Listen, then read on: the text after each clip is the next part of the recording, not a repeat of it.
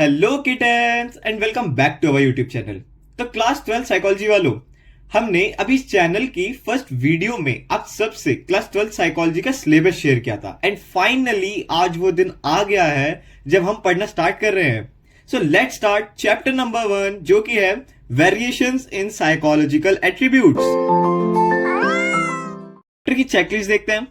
सबसे पहले हम इंट्रोडक्शन देखेंगे कि इस चैप्टर में है क्या, देन इंडिविजुअल डिफरेंसेस समझेंगे, फिर उसके बाद हम देखेंगे असेसमेंट, देन इंटेलिजेंस की थ्योरीज को समझेंगे, देन कल्चर एंड इंटेलिजेंस का रिलेशंस समझेंगे, देन इमोशनल इंटेलिजेंस समझेंगे, देन कुछ स्पेशल एबिलिटीज हैं हम उसको समझेंगे, फिर एट लास्ट हम क्रिएटिविटी एंड इंटेलिजेंस का रिलेशन समझेंगे। अब हम स्टार्ट करते हैं चैप्टर को। तो देखो, चैप्टर का नेम है वेरिएशंस इन साइकोलॉजिकल एट्रीब्यूट्स, मतलब दो इंडिविजुअल्स हैं तो उनके साइकोलॉजिकल एट्रीब्यूट्स मतलब कैरेक्टरिस्टिक्स, तो उनके साइकोलॉजिकल एट्रीब्यूट्स के बीच में क्या वेरिएशंस, क्या डिफरेंस होते हैं, हम उनको समझेंगे। तो उनमें से सबसे पॉपुलर एट्रीब्यूट है इंटेलिजेंस एंड वो ही हम इस चैप्टर में मेनली पढ़ने वाले हैं। सो बिफोर वी स्टार्ट ये जान लेते हैं कि इंडिविजुअल डिफरेंसेस होते क्या हैं। तो इंडिविजुअल डिफरेंसेस होते हैं distinctiveness and variations among people's characteristics and behaviour patterns, मतलब लोगों के बिहेवियर और उनके कैरेक्टरिस्टिक्स में जो भी वेरिएशंस होते हैं उन्हें इंडिविजुअल डिफरेंसेस कहते हैं। फॉर एग्जाम्पल, अगर आप ये एग्जाम्पल देखें तो दो इंडिविजुअल्स हैं एंड दोनों की ही कैरेक्टरिस्टिक्स डिफरेंट हैं। एक एल्डर्स को रिस्पेक्ट दे रहा है एंड दूसरा नहीं। So these are variations. इसमें एक टॉपिक आता है सिचुएशनिज्म, मतलब सिचुएशन के अकॉर्डिंग जब एक इंडिविजुअल का बिहेवियर चेंज होता है उसी को सिचुएशनिज्म कहते हैं। फॉर एग्जाम्पल, आप अपने घर से बाहर है अपने फ्रेंड्स के साथ एंड आपके पास आपकी मदर का कॉल आया कि आप कब तक घर वापस आएंगे, तो आपने ये बात लाइटली ली। बट जब आपके पास पापा का कॉल आया तो देखो यहां पर होगी सिचुएशन चेंज, तो इंस्टेंटली आप वहां से घर वापस आ गए। यहां सिचुएशन के अकॉर्डिंग बिहेवियर चेंज हुआ है। तो और देखो इसमें एक आता है डिस्पोजिशनिज्म। वैसे तो ये टॉपिक बुक में नहीं दे रखा बट वी विल सी। देखो इसमें होता क्या है, बेसिकली इंडिविजुअल का जो बिहेवियर है इसमें ऐसा माना जाता है कि उसके इंटरनल फैक्टर्स जैसे बिलीव्स, वैल्यूज एंड एबिलिटीज की वजह से चेंज होता है। जो सिचुएशनिज्म था उसमें सिचुएशन की वजह से चेंज हो रहा था, और जो ये डिस्पोजिशनिज्म है इसमें इंटरनल फैक्टर्स की वजह से चेंज हो रहा है। अब आता है असेसमेंट ऑफ साइकोलॉजिकल एट्रीब्यूट्स, मतलब कि जितने भी साइकोलॉजिकल एट्रीब्यूट्स हैं उनको मेजर करना एंड इवेल्युएट करना यूजिंग मल्टीपल मेथड्स। एंड ये असेसमेंट जो होता है ना, ये फर्स्ट स्टेप होता है किसी भी साइकोलॉजिकल एट्रीब्यूट्स को समझने में। असेसमेंट भी अब टू टाइप्स के होते हैं, फॉर्मल एंड इनफॉर्मल। फॉर्मल यानी कि ऑब्जेक्टिव, जैसे हम एमसीक्यू सॉल्व करते हैं उसमें बस 4 ऑप्शंस होते हैं और उसमें से हमें एक करेक्ट आंसर सिलेक्ट करना होता है। अब आता है स्टैंडर्डाइज्ड मतलब कि उसमें है रिलायबिलिटी, वैलिडिटी एंड नॉर्म्स। ये चीज तो आपको एकदम रटा होना चाहिए प्रैक्टिकल्स तक के लिए। रिलायबिलिटी मतलब कि इतनी बार भी टेस्टिंग कर लो रिजल्ट सेम ही आएगा। अब आता है वैलिडिटी में होता है जैसे कि जिस चीज को हम एसेस कर रहे थे वही एसेस हुआ। फॉर एग्जांपल, अगर हम इंटेलिजेंस एसेस कर रहे हैं तो वही एसेस हुआ है, ना कि सब्जेक्ट का एटीट्यूड एसेस हो गया। अब आता है इसमें नॉर्म्स होते हैं अनस्पोकन और अनस्टेटेड रूल्स। अब आते हैं इनफॉर्मल असेसमेंट पर, मतलब वो असेसमेंट जो कि अनऑर्गेनाइज होती है, मतलब इसके क्वेश्चंस प्री प्लान नहीं होते एंड सब्जेक्टिव इंटरप्रिटेशंस अलाउड होती है, मतलब सब्जेक्ट अपनी तरफ से आंसर्स दे सकता है। There is no correct answer. Next we have some domains of psychological attributes. Domains मतलब होता है फील्ड्स, जैसे एक टॉपिक में कुछ सब टॉपिक्स होते हैं वैसे ही। सो फर्स्टली आप ये जान लो कि साइकोलॉजिकल एट्रीब्यूट्स कॉम्प्लेक्स होते हैं एंड मल्टी डायमेंशनल होते हैं। अब देखो, कॉम्प्लेक्स का मतलब है कि बहुत सारी चीजों से मिलकर बने हैं एंड बहुत सारे मल्टीपल डायमेंशंस होते हैं इसमें। Now we have 5 domains of psychological attributes.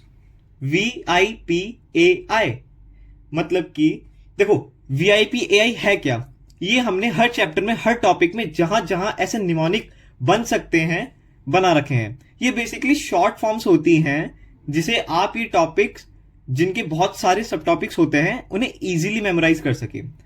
These help us a lot during exam, तो वी होप आपको भी हेल्प करें। सो फर्स्ट इज वैल्यूज, मतलब हमारे beliefs about an ideal mode of behaviour, कि मेरा बिलीफ क्या है किसी एक बिहेवियर को लेकर। जैसे रेस्पेक्टिंग एल्डर्स, ये एक आइडियल मोड ऑफ बिहेवियर है। अब इस चीज के बारे में मेरा बिलीफ अगर पॉजिटिव है तो ये मेरी वैल्यू बन जाएगी एंड मैं सब एल्डर्स को रिस्पेक्ट करूंगा। देन इंटेलिजेंस, इसकी डेफिनेशन हम आगे भी देखेंगे। तो देखो, ये एक एबिलिटी होती है एक इंडिविजुअल की to think rationally, act purposefully and deal effectively with the environment. अब आता है पर्सनैलिटी, रिलेटिवली एंड्यूरिंग, मतलब long lasting characteristics, relatively enduring characteristics of a person, जो उसे बाकी लोगों से डिफरेंट बनाती हैं। ये भी फिजिकल और साइकोलॉजिकल हो सकती है। फिजिकल की, जैसे आप दिखते हो, जैसे हम ऐसे ही बोल देते हैं कि पर्सन को सिर्फ देखकर ही क्या सही पर्सनालिटी है, वैसे ही साइकोलॉजिकल में आता है बिहेवियर, थिंकिंग, मतलब जो चीज उनके बारे में हमें उनसे बात करने के बाद पता चलती हैं या उन्हें जानकर ही पता चलती हैं। लास्ट चीज है इंटरेस्ट, मतलब हमारी प्रेफरेंसेस किसी एक स्पेसिफिक या एक से ज्यादा एक्टिविटीज में इंगेज होने की। जैसे अगर मेरे को क्रिकेट से ज्यादा फुटबॉल खेलना पसंद है तो मेरा इंटरेस्ट फुटबॉल में ज्यादा है। अब अगला टॉपिक है methods used for psychological assessment, मतलब कि मेथड्स जो कि यूज हो सकते हैं साइकोलॉजिकल असेसमेंट में। तो ये तो हमने क्लास 11th में भी पढ़े थे। First is psychological test. ये होते हैं objective and standardised measures of an individual's mental and behavioural characteristics. हमने अभी समझा ये क्या होते हैं, इससे 2 स्लाइड्स पहले। इसको clinical diagnosis, guidance, personal selections, placements and training के लिए यूज कर सकते हैं। इंटरव्यू मेथड, इसमें directly face to face subject से ही इंफॉर्मेशन ली जाती है। इसका यूज एम्प्लॉय सिलेक्शन या जर्नलिज्म में हो सकता है। अब इसके बाद आता है केस स्टडी। देखो, ये होती है in depth study of the individual. इसके यूज होते हैं क्लिनिकल साइकोलॉजी में। अब देखो, अब आता है ऑब्जर्वेशन मेथड। इसका मतलब ये नहीं कि हम किसी को बस देखने बैठ गए एंड बस हो गया। ये एक सिस्टमैटिक, एक ऑर्गेनाइज्ड एंड ऑब्जेक्टिव प्रोसीजर होता है जिसमें बिहेवियरल, जो कि रियल टाइम में हो रहा है, एक नेचुरल सेटिंग में उसे रिकॉर्ड करते हैं।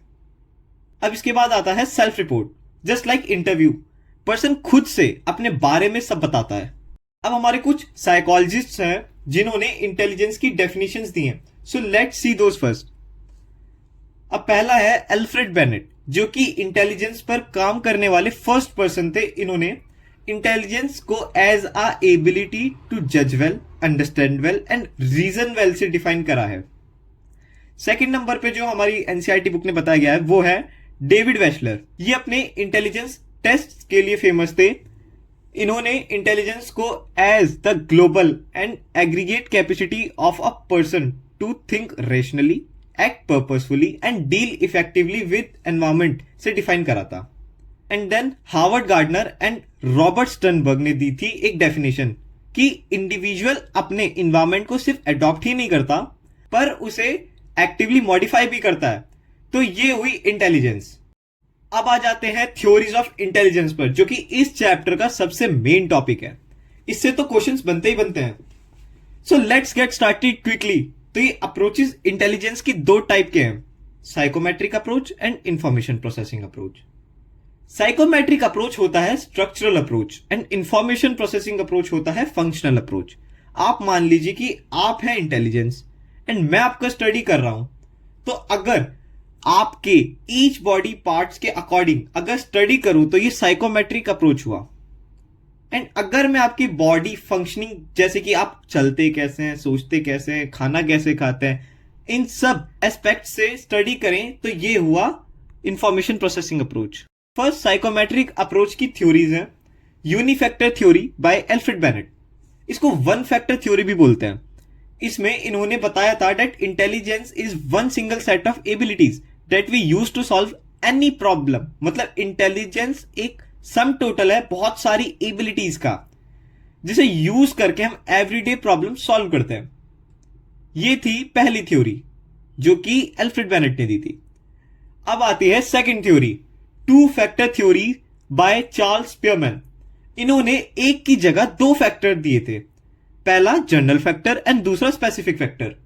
जो जनरल फैक्टर होता है वो सबके पास होता है, इट्स कॉमन, जैसे कि बोलना, हंसना, चलना, ठीक है। अब जो दूसरा फैक्टर है स्पेसिफिक फैक्टर, इसमें एक इंडिविजुअल की स्पेसिफिक एबिलिटीज हैं, जैसे कोई पेंटिंग में बहुत अच्छा है या कोई डांसिंग में, तो ये उनके स्पेसिफिक फैक्टर्स हो गए। देन आती है theory of primary mental abilities जो कि लुइस थर्स्टन ने दी थी। इन्होंने 7 प्राइमरी एबिलिटीज बता दी जो कि स्विम, वीपीएन है। अब देखते हैं कि स्विम वीपीएन है क्या। एस से स्पेशल रिलेशंस, ये एबिलिटी आर्किटेक्ट या इंटीरियर डिजाइनर्स के पास होती है बिकॉज उन्हें स्पेस की नॉलेज होती है। अब आता है डब्ल्यू से वर्ड फ्लुएंसी। इसके एग्जांपल्स हैं पोएट्स, राइटर या आपके इंग्लिश के टीचर्स। आई से इंडक्टिव रीजनिंग, याद है शेरलॉक होम्स? हाँ, शेरलॉक होम्स वाली स्किल्स तो ये होती है लॉयर्स में। देन आता है एम से मेमोरी, ये डॉक्टर्स, टीचर्स, साइंटिस्ट में होती है बिकॉज इन लोगों को कॉन्सेप्ट्स मेमोराइज करने होते हैं to use them. Then V is for verbal comprehension, ये मार्केटिंग में यूज होती है। P is for perceptual speed, ये जो एडमिनिस्ट्रेशन वर्क करते हैं उनका स्ट्रांग होता है। एंड न्यूमेरिकल एबिलिटीज, ये अकाउंटेंट्स या मैथमेटिशियंस, उनका स्ट्रांग होता है। अब इस थ्योरी के अंडर दो मॉडल्स भी हैं। First is hierarchical model of intelligence by Arthur Jensen. इन्होंने 2 लेवल्स दिए हैं। लेवल 1 एसोसिएटिव लर्निंग, इसमें आउटपुट जो होता है वो इनपुट से मोर और लेस सिमिलर होता है। जैसे कि अगर मैंने एक वाटर बॉटल देखी तो वाटर बॉटल है इनपुट एंड मैंने क्या बोला कि मैंने वाटर बॉटल देखी, तो ये था आउटपुट, जो मुझे दिखा वो ही मैंने समझा। एंड अब आता है लेवल 2 कॉग्निटिव कॉम्पिटेंस। ये एक हाई ऑर्डर स्किल होती है, हम इनपुट को ट्रांसफॉर्म करके एक इफेक्टिव आउटपुट जनरेट करते हैं। जैसे वाटर बॉटल ही देखते हैं तो इनपुट वाटर बॉटल एंड मैंने आउटपुट में बोला बिस्लरी की बॉटल, क्योंकि उस बॉटल के लेबल का कलर लाइट ब्लू है, तो इधर इनपुट से अलग आउटपुट बना। अब देखो, ये था पहला मॉडल। अब आता है second model, structure of intellectual model by JP Gilford. इन्होंने 3 डायमेंशंस इंटेलिजेंस की थी, ऑपरेशंस, कंटेंट्स एंड प्रोडक्ट्स। तो जो रेस्पोंडेंट है, वो जो काम करता है वो हुए ऑपरेशंस। ये इंफॉर्मेशन हुई है, उसकी नेचर है कंटेंट, एंड जिस फॉर्म में इंफॉर्मेशन प्रोड्यूस होती है उसे प्रोडक्ट कहते हैं। प्रोडक्ट्स होते हैं 6, कंटेंट्स होते हैं 5 एंड ऑपरेशंस होते हैं 6। इन सब के प्रोडक्ट से 180 सेल्स बनती हैं एंड हर एक सेल में एटलीस्ट एक या एक से ज्यादा एबिलिटीज होती हैं। इंफॉर्मेशन प्रोसेसिंग अप्रोच में फर्स्ट है theory of multiple intelligence bye Harvard gardener. इन्होंने 8 इंटेलिजेंस दी हैं। बिल मिनिस, ये भी एक निमोनिक है।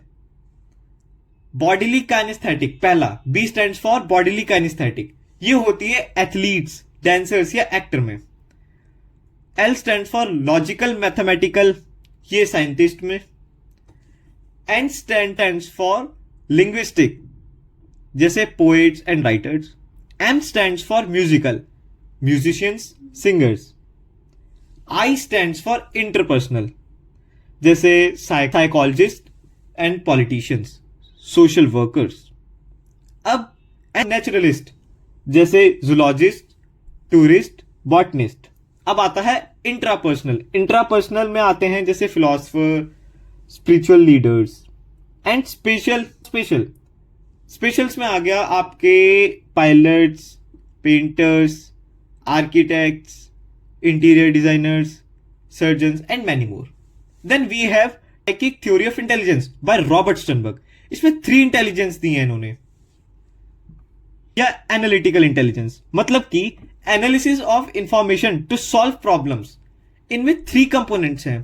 फर्स्ट इसकी नॉलेज एक्विजिशन, मतलब कि सबसे पहले नॉलेज को एक्वायर करा जाता है। जाता है इसमें। देन मेटा और हाई ऑर्डर कंपोनेंट, इसमें अब प्लानिंग होती है कि कैसे हम कोई टास्क करना है। And then third is performance component, जिसमें एक्चुअली में वो काम हम करते हैं। देन सेकंड इंटेलिजेंस है एक्सपीरियंशियल और क्रिएटिव इंटेलिजेंस, इसमें पास्ट एक्सपीरियंसेस को यूज करते हैं टू सॉल्व न्यू प्रॉब्लम्स। अब इसमें एक्चुअल या फिर प्रैक्टिकल इंटेलिजेंस, इसको स्ट्रीट स्मार्टनेस या बिजनेस सेंसेस भी कहते हैं। आपसे भी आपके पेरेंट्स ने ये कहा ही होगा कि तुमने अभी बाहर की दुनिया नहीं देखी, या तुमने अभी बाहर की दुनिया देखी ही कहां है। तो ये वही प्रैक्टिकल वर्ल्ड बाहर की दुनिया है जिसमें इंसान डेली एनवायरमेंट की डिमांड्स के अकॉर्डिंग प्रॉब्लम से डील करता है। PASS model of intelligence by JP Das, Jack Naglieri and Kirby. PASS stands for planning, attention arousal and simultaneous successive. सबसे पहले होता है अटेंशन अराउजल। हमने किसी भी चीज पर अटेंशन फोकस करने के लिए आता है अराउजल। देन उसके बाद होता है और सक्सेसिव। ये दो वेज हैं जिनमें हम इंफॉर्मेशन को प्रोसेस करते हैं। सिमिल्टेनियस मतलब जैसे हमारी ए बी सी डी है, ए के बाद बी आएगा, बी के बाद सी आएगा, ये हमें याद है, फुल पैटर्न में लर्न कर रखा है। सिमिल्टेनियस होता है जब एक चीज याद करने से हमें दूसरी चीज याद आ जाती है। जैसे किसी ने बोला पिज्जा, तो मुझे उससे डोमिनोज की स्कीम याद आ गई, फिर उससे मुझे मेरे पास एक कूपन कोड है ये याद आ गया। तो ये हो गया साइमल्टेनियस वे में याद करना। Then at last planning. अब हम कुछ एक्शंस देखते हैं प्रॉब्लम सॉल्व करने के लिए after we have processed the information. तो यहां पर होती है गाइस आपकी सारी थ्योरीज इस चैप्टर की खत्म। Okay guys, let's take a 1 minute break. मैं बस आप लोगों के साथ कुछ एक्साइटिंग न्यूज़ शेयर करना चाहती हूँ। जैसे कि हमें पता है क्लास 12 साइकोलॉजी काफ़ी चैलेंजिंग हो सकती है, बट डोंट वरी, क्योंकि मैंने और मेरे पार्टनर ने कुछ स्पेशल प्रिपेयर किया है सिर्फ आप लोगों के लिए। We have created a book mindful psychology, जो कि स्पेसिफिकली हमारे जैसे स्टूडेंट्स के लिए है, और इसमें हमने इस सब्जेक्ट में जो भी चैलेंजेस फेस करते हैं उन सबको एड्रेस किया है। The unique features of this book are that ये क्लास 11th में सीखे हुए इम्पोर्टेंट टॉपिक्स जो कि इस ईयर भी इम्पोर्टेंट हैं उनसे शुरू होती है, जिससे एक सॉलिड फाउंडेशन बन सके न्यू मटेरियल के लिए। But this is not enough. हर चैप्टर के पहले you will find a QR code, जिसे स्कैन करके you will be directed to our YouTube channel where you can watch detailed explanation of each chapter. हमने हर topic को Q&A form में structure किया है और हर क्वेश्चन के साथ मार्किंग दी है। इस तरह आपको हर क्वेश्चन के लिए कितना लिखना है वो एग्जैक्ट पता चलेगा और एग्जाम्स के टाइम स्ट्रेस नहीं होगा। And if this feels less, her chapter के एंड में हमने रिवीजन के लिए एक फ्लो चार्ट भी दिया है। इन सब चीज़ों का एम है आपकी स्टडीज़ को एफिशिएंट एंड इफ़ेक्टिव बनाना। तो अगर आप क्लास 12 साइकोलॉजी को कॉन्फिडेंस के साथ कॉन्कर करना चाहते हैं तो माइंडफुल साइकोलॉजी ज़रूर परचेज करना। This will soon be available in soft copy and hard copy on this channel. Stay tuned and keep connected with us through our Telegram channel, link is in the description. Resume करते हैं। तो अब हमारा topic आता है CAS, cognitive assessment system. ये दिया था Jack Naglieri and JP Das ने। बेसिकली ये एक बैटरी ऑफ टेस्ट है जिसमें वर्बल, नॉन वर्बल टेस्ट है to measure basic cognitive functions in individuals of age 5 to 18 years. And ये टेस्ट इंफॉर्मेशन प्रोसेसिंग अप्रोच को रिप्रेजेंट करता है। नेक्स्ट टॉपिक है हमारा इंडिविजुअल डिफरेंसेस इन इंटेलिजेंस। तो अगर हम दो लोगों में इंटेलिजेंस देखें तो ऑब्वियसली देखो सेम तो होगी नहीं, तो डिफरेंशिएट कैसे करते हैं आओ देखते हैं। फर्स्ट आता है interplay of nature and nurture. तो अब ये समझ लो कि नेचर क्या होता है एंड नर्चर क्या होता है। नेचर मतलब कि जेनेटिक फैक्टर से इंटेलिजेंस पर जो इफेक्ट पड़ता है। नर्चर मतलब एनवायरमेंट, एक इंडिविजुअल की अपब्रिंगिंग कैसे हुई है उससे जो उसकी इंटेलिजेंस पर इफेक्ट पड़ता है, तो उसके ये एक स्टडी है। इसमें हम कोरिलेशंस देखेंगे। कोरिलेशन, अगर आपको क्लास 11th का पढ़ा हुआ याद ना हो तो हम दो वेरिएबल्स के स्टैटिकल रिलेशनशिप एक्सेस करते हैं। तो इस स्टडी में वी कैन से कि जितना ज्यादा नंबर इतनी ज्यादा सिमिलैरिटी, किसमें, इंटेलिजेंस में। एंड हाईएस्ट कोरिलेशन 1 हो सकता है. So first is identical twin. Identical twins की नेचर तो सेम ही है एंड अगर उनकी नेचर भी सेम है तो उनका कोरिलेशन होगा 0.90 जो कि हाईएस्ट है. Very similar. Identical twins again same nature, पर अगर इनके नर्चर अलग कर दे, लाइक दोनों को अलग अलग बड़ा करे, तो इंटेलिजेंस पर इफेक्ट होगा एंड कोरिलेशन रहेगा इनका 0.72. द फैटर्नल ट्विन्स, ऐसे ट्विन्स जो कि एक जैसे नहीं दिखते. ये चीज बायो वाले बच्चे समझ जाएंगे कि वो सेपरेट ओवा से बने हैं, तो उनका नेचर अलग हो गया एंड साथ में नर्चर सेम है, तो इंटेलिजेंस कोरिलेशन आया 0.60. देन अगर उन्हीं को अलग नेचर भी मिल जाए तो और ड्रॉप होगा एंड आ जाएगा कोरिलेशन 0.50. अब भाई बहन की बात कर लेते हैं. ट्विन्स तो देखो ये लोग है नहीं, एक छोटा एक बड़ा, तो इनका तो नेचर बिल्कुल डिफरेंट. अब इन भी अलग देंगे तो 0.25 कोरिलेशन. एंड अब जब एडॉप्टेड का देखें तो वो हो जाएगा similar to their biological parents, match ही नहीं करेगा एक दूसरे से. अब इंटेलिजेंस को एसेस कैसे करते हैं, तो इसके लिए Alfred Binet and Theodore Simon ने सबसे पहला सक्सेसफुल अटेम्प्ट करा फॉर्मल इंटेलिजेंस मेजर करने का. विलियम स्टर्न ने यह फॉर्मूला दिया IQ is equal to MA/CA into 100. ये 100 डेसिमल मतलब कि पॉइंट को अवॉइड करने के लिए. एंड ये MA है मेंटल एज, मतलब आपके दिमाग की एज, एंड CA है क्रोनोलॉजिकल एज, मतलब आपकी बर्थ डेट वाली एज, बायोलॉजिकल एज. तो अब जैसे हम अपने फ्रेंड्स को मजाक में रिटार्डेड बोल देते हैं, वो समझ लेते हैं क्या होता है. मेंटल रिटार्डेशन आती है जब हमारी मेंटल एज हमारी क्रोनोलॉजिकल एज से 2 साल छोटी हो तब. ये चीज डिफाइन करी थी Alfred Binet and Theodore Simon ने. अब आता है classification of people on the basis of IQ. हमने बस ये डाटा बना दिया कि आउट ऑफ जितने भी लोग हैं इस दुनिया में कितने किस इंटेलिजेंस की कैटेगरी में आते हैं. तो इसके लिए हम देखेंगे नॉर्मल कर्व. नॉर्मल कर्व होता है ये ग्राफ जो आपको दिख रहा है. एक चीज तो पहले याद कर लो कि ये बेल शेप्ड कर्व होता है, ऐसा ही दिखता है, एक बेल की शेप का. एंड ये दिखता है कि इस पर्टिकुलर इंटेलिजेंस वाली कितनी जनता है. तो 100 IQ का मतलब तो हो गया एवरेज, मतलब एक एवरेज इंटेलिजेंट पर्सन जो होगा उसकी 100 मतलब 100 तो होगी ही. तो 100 IQ का मतलब तो हो गया एवरेज, मतलब एक एवरेज इंटेलिजेंट पर्सन जो होगा उसकी 100 तो IQ होगी ही. एंड इधर सबसे ज्यादा पॉपुलेशन लाई करती है, दैट इज 50%. ये डाटा आप लोगों को याद रखना है. देन राइट साइड जाएं तो 110 से लेके 120 के बीच है हाई एवरेज इंटेलिजेंस, इसके होते हैं 16.1%. देन राइट साइड जाएं तो 110 से लेके 120 के बीच है हाई एवरेज इंटेलिजेंस, इसके होते हैं 16.1% लोग.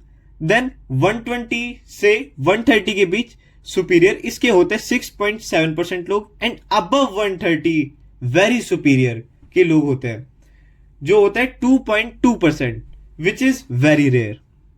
देन अगर एवरेज से लेफ्ट साइड चलें तो हम 80 से 89 के बीच देख सकते हैं लो एवरेज, उसके होते हैं 16.1 पॉपुलेशन.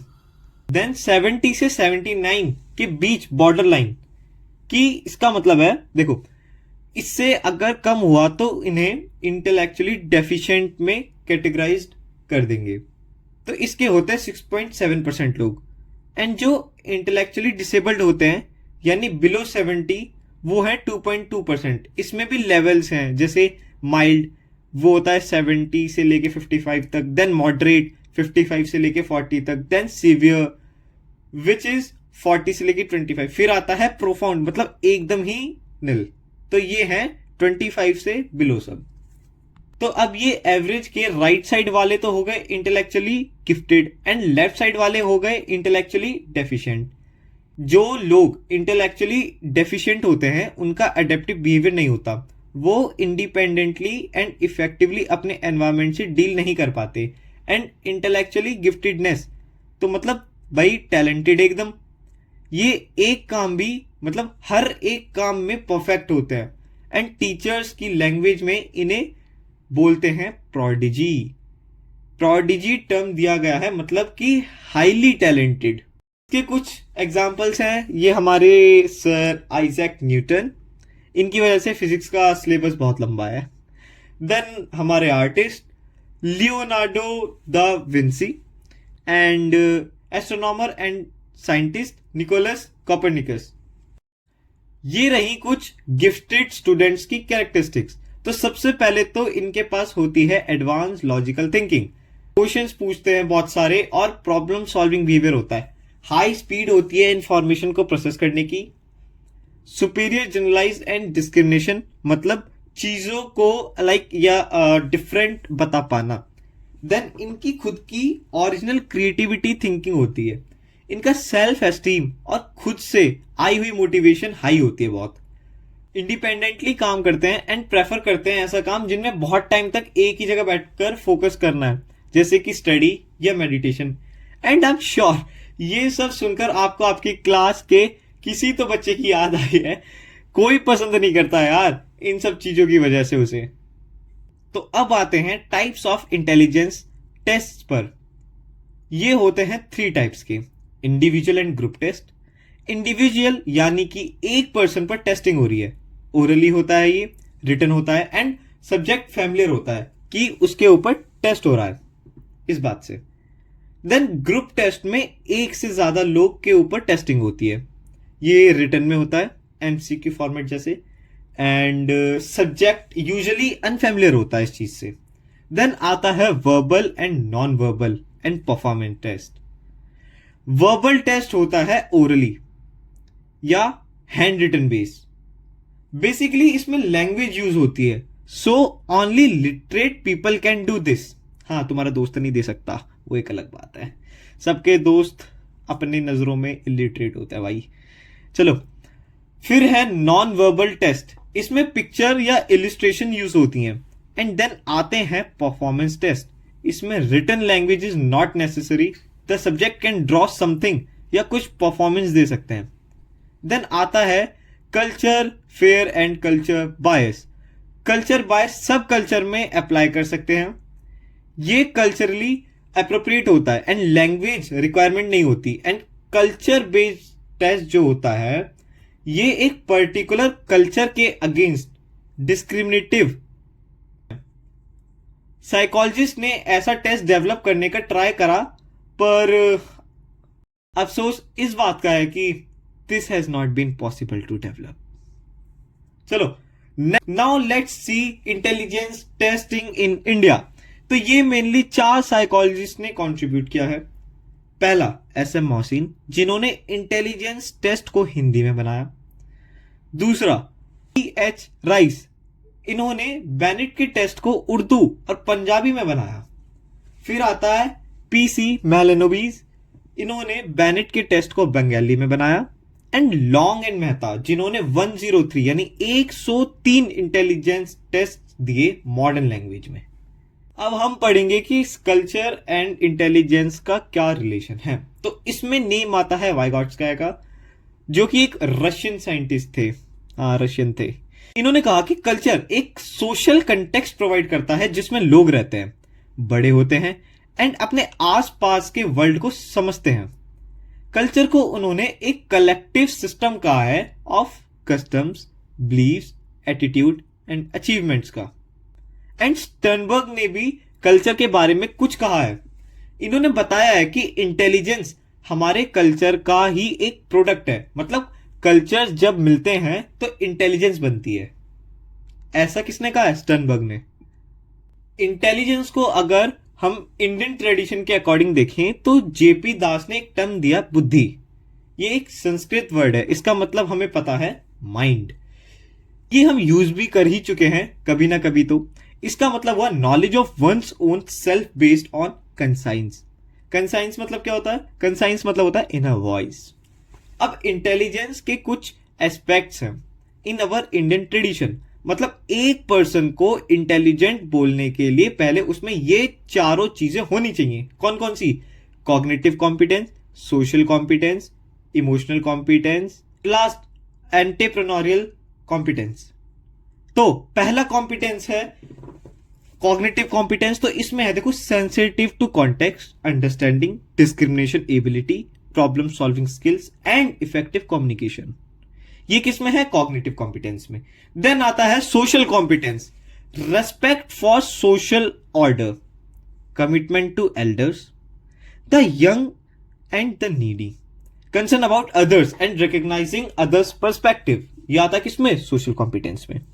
देन आता है emotional competence, self regulation, self monitoring of emotion, honesty, politeness, good conduct and self evaluation.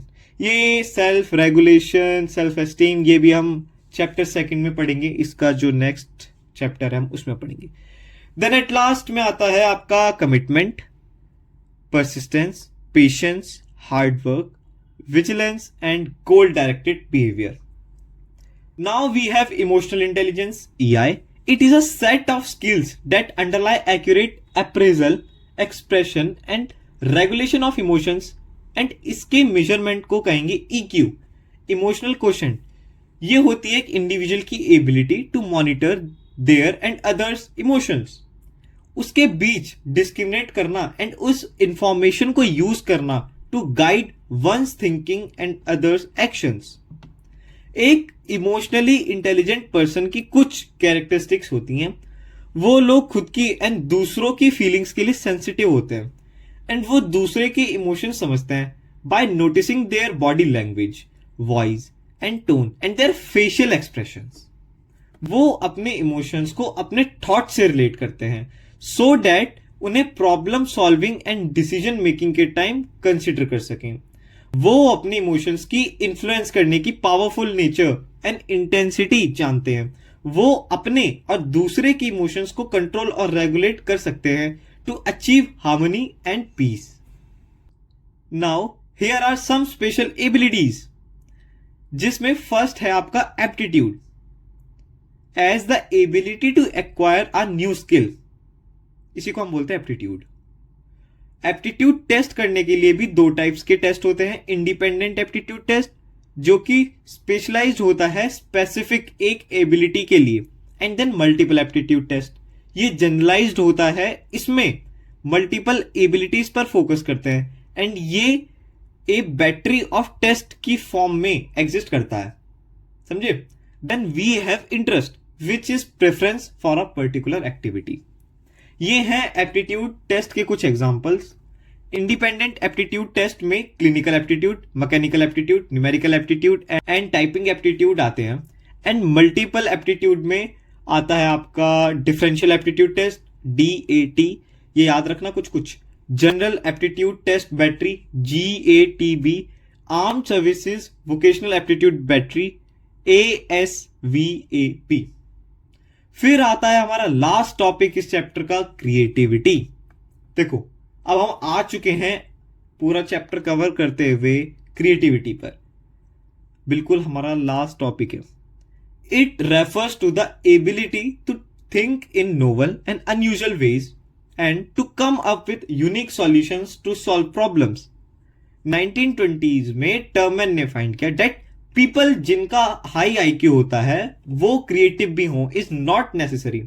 Eight the same time जो क्रिएटिव हाई आइडियाज ऐसे लोग से भी आ सकते हैं जिनका IQ हाई ना हो। इसलिए क्रिएटिविटी एंड इंटेलिजेंस के बीच जो रिलेशन है वो पॉजिटिव है, बिकॉज एक certain level of intelligence required होती है क्रिएटिविटी के लिए, पर बियॉन्ड दैट वो दोनों ज्यादा कोरिलेट नहीं करते। अब क्रिएटिविटी टेस्ट जो हैं वो होते हैं to assess variations in terms of the potential for creativity. Creativity test के कुछ कैरेक्टरिस्टिक्स होते हैं। ओपन एंडेड होता है ये पहला तो। दूसरा डाइवर्जेंट थिंकिंग, मतलब एक आइडिया से मल्टीपल आइडियाज जनरेट करना, ये होता है divergent thinking. Convergent and divergent, हाँ डाइवर्जेंट है ये वाला, डाइवर्जेंट थिंकिंग। अब थर्ड है इसमें अनरिलेटेड चीजों के बीच भी रिलेशनशिप निकाल लेना। और हर एक test standardised procedure, set of manual and interpretation guide के साथ होता है। यह है आपका चौथा पॉइंट। समझ गए चारों पॉइंट? आई गेस हाँ समझ गए। We have completed our very first chapter of class 12th psychology. I hope आप लोगों को हर एक चीज अच्छे से समझ आई होगी। We have tried to include as many examples and tricks to understand and memorize things as we could. अगर आप लोगों के पास कोई सजेशन हो तो drop them in the comments and बाकी मिलते हैं अगली वीडियो में। And more updates join our Telegram channel जिसका लिंक हमने डिस्क्रिप्शन में दे रखा है। Thanks for watching.